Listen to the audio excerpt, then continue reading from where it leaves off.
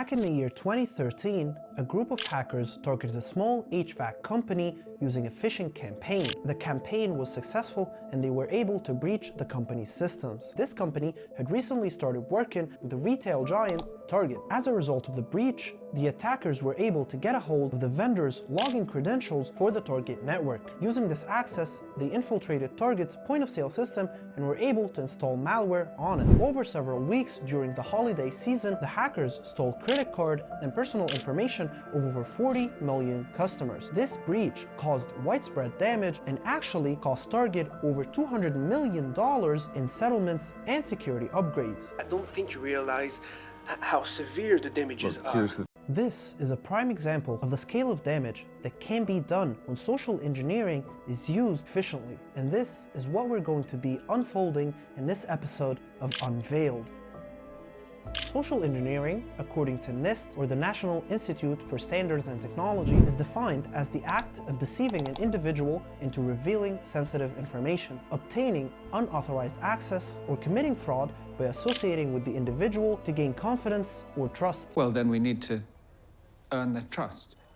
It is fundamentally simple but dangerously effective, as it exploits a key part of our psyche, that being our inclination to trust people that don't really give us a reason to not trust them. In the early 1960s, famous American psychologist Stanley Milgram conducted one of the most well-known psychology experiments to this day. Milgram's obedience experiment demonstrated how individuals tend to follow instructions from authority figures even when it conflicts with their own moral judgment. This can be easily seen in modern social engineering attacks where the attacker impersonates an authority figure like a CEO or an IT administrator to pressure victims into cooperating. In a 2017 study by Proofpoint, researchers found out that phishing emails that pretended to be CEOs were more likely to succeed, with 52% of the employees actually accessing the links in the phishing scams. It only takes one single click for the attacker to get in your system. Can you imagine half of your company actually falling for the scam? Social engineering attacks tend to rely on 5 emotions: fear, greed, curiosity, helpfulness, and urgency. Let me give you some examples on each of these so you can understand them a little bit better. First one, fear. An attack exploiting fear would be where a victim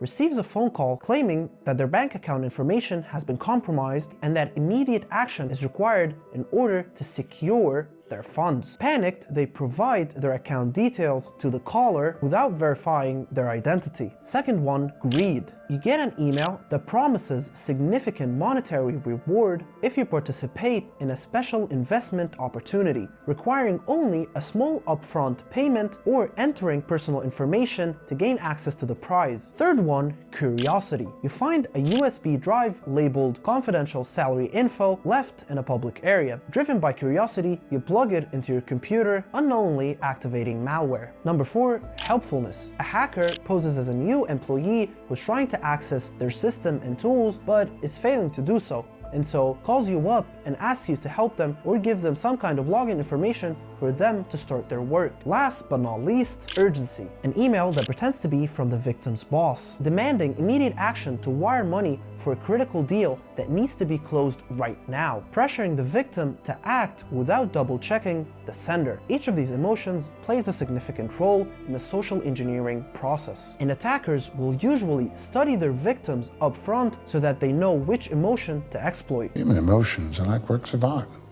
Now let's go over some of the most famous social engineering techniques and how they're executed. First off, impersonation. Impersonation refers to an attack where an adversary assumes the identity of another person to gain unauthorized access to resources or steal sensitive information. Impersonation can be accomplished by pretending to be someone that people trust and love, or pretending to be someone of authority that will intimidate users into giving out some kind of information or some kind of access to resources. Again, calling an employee and pretending to be Jonah from HR and requiring that they give out their login credentials because they need to be changed, or calling another employee pretending to be Sally, the new girl who knows nothing and needs access to the system. All of these are forms of impersonation that use different emotions. Next up, pretexting. Pretexting is where an attacker fabricates a believable scenario to manipulate their victim into spilling sensitive information or performing an action. An attacker might pose as a bank representative, calling the victim under the disguise of verifying suspicious bank account activity. By using a convincing tone and asking for specific information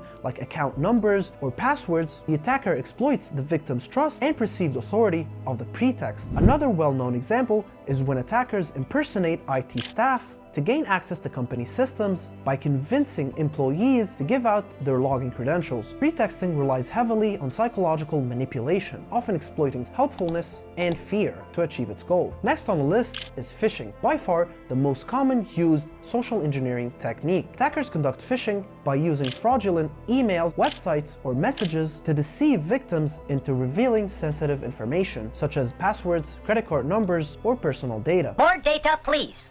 For example, the attacker might send an email that appears to be from the bank, asking the user to verify their information by clicking on a link and entering login details. The link then redirects the user to a fake website that is designed to look exactly like the original website of the bank. Once the victim enters the information on the fake website, the attacker can then use that information for fraud or identity theft. Normal phishing is like a fisherman who casts out a net into the sea, hoping to catch as many fish as possible. We're casting the net, so catch as many fish as you can.